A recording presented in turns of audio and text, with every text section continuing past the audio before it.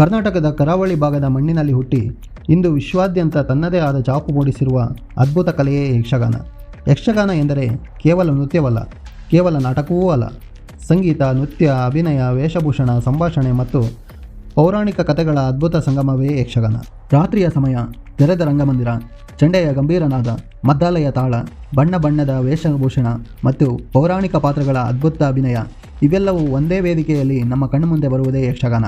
ವಿಶೇಷವಾಗಿ ಕರ್ನಾಟಕದ ಕರಾವಳಿ ಪ್ರದೇಶಗಳಾದ ದಕ್ಷಿಣ ಕನ್ನಡ, ಉಡುಪಿ, ಉತ್ತರ ಕನ್ನಡ ಭಾಗಗಳಲ್ಲಿ ಯಕ್ಷಗಾನಕ್ಕೆ ಶತಮಾನಗಳಷ್ಟು ಹಳೆಯ ಪರಂಪರೆ ಇದೆ. ಕೆಲವರು ಇದರ ಮೂಲ ಕಾಲವನ್ನು 11ನೇ ಶತಮಾನದಿಂದ 16ನೇ ಶತಮಾನದ ಅವಧಿಯಲ್ಲಿ ರೂಪುಗೊಂಡಿರಬಹುದು ಎನ್ನುತ್ತಾರೆ. ಆದರೆ ಇಂದಿನ ರೂಪದಲ್ಲಿರುವ ಯಕ್ಷಗಾನವು ವಿಶೇಷವಾಗಿ 15-16ನೇ ಶತಮಾನಗಳ ವೇಳೆಗೆ ಗಟ್ಟಿಯಾಗಿ ರೂಪುಗೊಂಡಿತು ಎಂದು ಹಲವು ಅಧ್ಯಯನಗಳು ಸೂಚಿಸುತ್ತವೆ. ಕರ್ನಾಟಕದ ಹಳೆಯ ದೇವಾಲಯಗಳ ಪರಂಪರೆ, ಭಕ್ತಿ ಚಳುವಳಿ, ಜನಪದ ರಂಗಕಲೆ ಮತ್ತು ಕತೆ ಹೇಳುವ ಸಂಪ್ರದಾಯಗಳು ಇದರ ಬೆಳವಣಿಗೆಗೆ ವಿವಿಧ ರೀತಿಯಲ್ಲಿ ಕೊಡುಗೆ ನೀಡಿವೆ. 16ನೇ ಶತಮಾನದ ಶಾಸನಗಳಲ್ಲಿ ದೇವಸ್ಥಾನಗಳೊಂದಿಗೆ ಸಂಬಂಧಿಸಿದ ತಾಳ, ಮದ್ದಾಳೆ ಮತ್ತು ಕಲಾವಿದರ ಉಲ್ಲೇಖಗಳು ಕಂಡುಬರುತ್ತವೆ.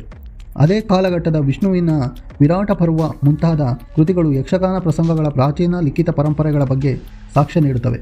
ಹೀಗಾಗಿ 16ನೇ ಶತಮಾನದ ವೇಳೆಗೆ ಯಕ್ಷಗಾನ ಒಂದು ಸ್ಥಾಪಿತ ಪ್ರದರ್ಶನ ಪರಂಪರೆ ಎನ್ನುವುದಕ್ಕೆ ಸಾಕ್ಷ್ಯಗಳು ಇವೆ. 16ರಿಂದ 18ನೇ ಶತಮಾನದ ಅವಧಿಯಲ್ಲಿ ಯಕ್ಷಗಾನಕ್ಕೆ ಸಂಬಂಧಿಸಿದ ಕೃತಿಗಳ ರಚನೆ ಹೆಚ್ಚಾಯಿತು.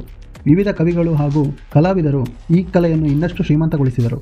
ಅದರಲ್ಲಿ ಮುಖ್ಯವಾಗಿ ಕೇರಳ ರಾಜ್ಯದ ಕಾಸರಗೋಡು ತಾಲೂಕಿನ ಕುಂಬಳೆಯವರಾದ ಪಾರ್ತಿಸುಬ್ಬು ಅವರು 1750ರಿಂದ 1830ರ ಅವಧಿಯಲ್ಲಿ ಶ್ರೀರಾಮ ಪಟ್ಟಾಭಿಷೇಕ, ಸೀತಾ ಸ್ವಯಂವರ, ಸೇತುಬಂಧನ, ಅಂಗದ ಸಂಧಾನ, ಪುತ್ರಕಾಮಿಷ್ಟಿ ಸೇರಿದಂತೆ ಹಲವಾರು ಯಕ್ಷಗಾನ ಕೃತಿಗಳನ್ನು ರಚಿಸಿದ್ದಾರೆ.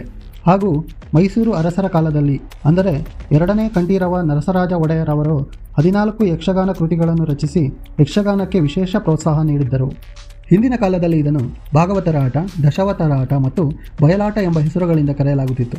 ತೆರೆದ ಪ್ರದೇಶಗಳಲ್ಲಿ ಪ್ರದರ್ಶನ ನಡೆಯುತ್ತಿದ್ದ ಕಾರಣ ಬಯಲಾಟ ಎಂಬ ಹೆಸರು ಪ್ರಸಿದ್ಧಿಯಾಯಿತು. ನಂತರ ಈ ಪ್ರದರ್ಶನಕ್ಕೆ ಸಂಬಂಧಿಸಿದ ವಿಶಿಷ್ಟ ಸಂಗೀತ ಶೈಲಿಯ ಹೆಸರೇ ಯಕ್ಷಗಾನ ಎಂಬ ಹೆಸರಿನೊಂದಿಗೆ ಬೆಸೆದುಕೊಂಡಿತು. ಹಿಂದಿನ ಕಾಲದಲ್ಲಿ ಯಕ್ಷಗಾನ ಪ್ರದರ್ಶನಗಳು ಸಾಮಾನ್ಯವಾಗಿ ತೆರೆದ ಜಾಗದಲ್ಲಿ ಅಂದರೆ ದೇವಸ್ಥಾನಗಳ ಆವರಣಗಳಲ್ಲಿ, ಗ್ರಾಮೀಣ ಪ್ರದೇಶಗಳಲ್ಲಿ ರಾತ್ರಿ ಆರಂಭವಾಗಿ ಬೆಳಗಿನ ಜಾವದವರೆಗೂ ನಡೆಯುತ್ತಿದ್ದವು. ಜನರು ಕುಟುಂಬ ಸಮೇತರಾಗಿ ಬಂದು ಇಡೀ ರಾತ್ರಿ ಪ್ರದರ್ಶನವನ್ನು ವೀಕ್ಷಿಸುತ್ತಿದ್ದರು. ಹೀಗಾಗಿ ಯಕ್ಷಗಾನ ಕೇವಲ ಕಲಾ ಪ್ರದರ್ಶನವಾಗಿರಲಿಲ್ಲ, ಅದು ಒಂದು ಗ್ರಾಮೀಣ ಸಾಂಸ್ಕೃತಿಕ ಹಬ್ಬವಾಗಿತ್ತು. ನಂತರ ಯಕ್ಷಗಾನಕ್ಕೆ ಜೀವ ತುಂಬುವ ಹಿಮ್ಮೇಳದ ಬಗ್ಗೆ ತಿಳಿದುಕೊಳ್ಳುವುದಾದರೆ ಯಕ್ಷಗಾನದ ಹೃದಯ ಎಂದರೆ ಭಾಗವತರು. ಅವರು ಭಾಗವತಿಕೆಯ ಮೂಲಕ ಕಥೆಯನ್ನು ಮುಂದುವರಿಸುತ್ತಾರೆ. ಅವರ ಪದ್ಯಕ್ಕೆ ಅನುಗುಣವಾಗಿ ಕಲಾವಿದರು ಅಭಿನಯಿಸುತ್ತಾರೆ. ಯಕ್ಷಗಾನದ ಮತ್ತೊಂದು ರೂಪ ಚಂಡೆ, ತಾಳ, ಮದ್ದಾಳೆ ಇವುಗಳು ಯಕ್ಷಗಾನಕ್ಕೆ ಸಂಬಂಧಿಸಿದ ಮತ್ತೊಂದು ವಿಶಿಷ್ಟ ಕಲಾ ಪ್ರಕಾರ. ಇಲ್ಲಿ ಅದ್ದೂರಿ ವೇಷಭೂಷಣಗಳಿಲ್ಲ, ಬದಲಾಗಿ ಭಾಗವತರ ಪದ್ಯಕ್ಕೆ ಅನುಗುಣವಾದ ಚಂಡೆ, ತಾಳ, ಮದ್ದಾಳೆಗಳ ನಾದ ಇಡೀ ರಂಗಕ್ಕೆ ಜೀವ ತುಂಬುತ್ತದೆ. ಇದರಿಂದ ಕಲಾವಿದರ ಭಾಷಾ ಸಾಮರ್ಥ್ಯ ಮತ್ತು ತಕ್ಷಣದ ಸಂಭಾಷಣಾ ಪ್ರತಿಭೆ ವಿಶೇಷವಾಗಿ ಹೊರಹೊಮ್ಮುತ್ತದೆ.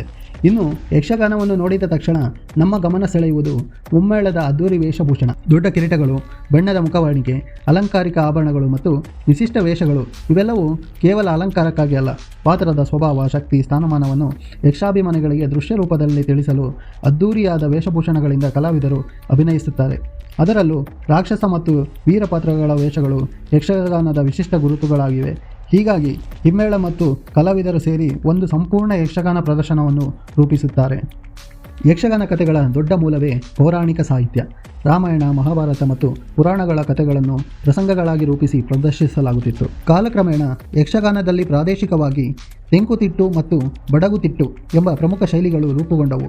ಎರಡರಲ್ಲೂ ಮೂಲ ಯಕ್ಷಗಾನ ಪರಂಪರೆ ಒಂದೇ ಆಗಿದ್ದರೂ ವೇಷಭೂಷಣ, ನೃತ್ಯ, ಅಭಿನಯ ಮತ್ತು ಪ್ರದರ್ಶನ ಶೈಲಿಯಲ್ಲಿ ಕೆಲವು ವ್ಯತ್ಯಾಸಗಳಿವೆ. ಕಾಲ ಬದಲಾಯಿತು, ವೇದಿಕೆ ಬದಲಾಯಿತು, ಪ್ರೇಕ್ಷಕರ ಅಭಿರುಚಿಯೂ ಬದಲಾಯಿತು. ಆದರೆ ಯಕ್ಷಗಾನ ತನ್ನ ಮೂಲ ಸ್ವರೂಪವನ್ನು ಉಳಿಸಿಕೊಂಡೇ ಹೊಸ ಕಾಲಕ್ಕೆ ಹೊಂದಿಕೊಳ್ಳುತ್ತಾ ಬಂದಿದೆ. ಇಂದು ಕರ್ನಾಟಕದ ಕರಾವಳಿಯನ್ನು ಮೀರಿ ಭಾರತದ ವಿವಿಧ ಭಾಗದಲ್ಲೂ ಮತ್ತು ವಿದೇಶದಲ್ಲೂ ಯಕ್ಷಗಾನ ಪ್ರದರ್ಶನಗಳು ನಡೆಯುತ್ತಲೇ ಇವೆ. ಯಕ್ಷಗಾನ ತರಬೇತಿಗಾಗಿ ಸಂಸ್ಥೆಗಳು ಸ್ಥಾಪನೆಯಾಗಿದೆ.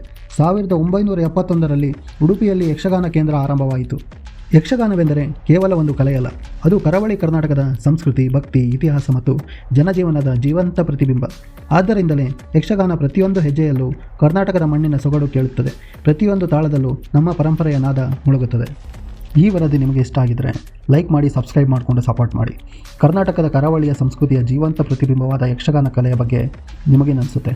ದಯವಿಟ್ಟು ಕೆಳಗಡೆ ಕಮೆಂಟ್ ಮಾಡಿ.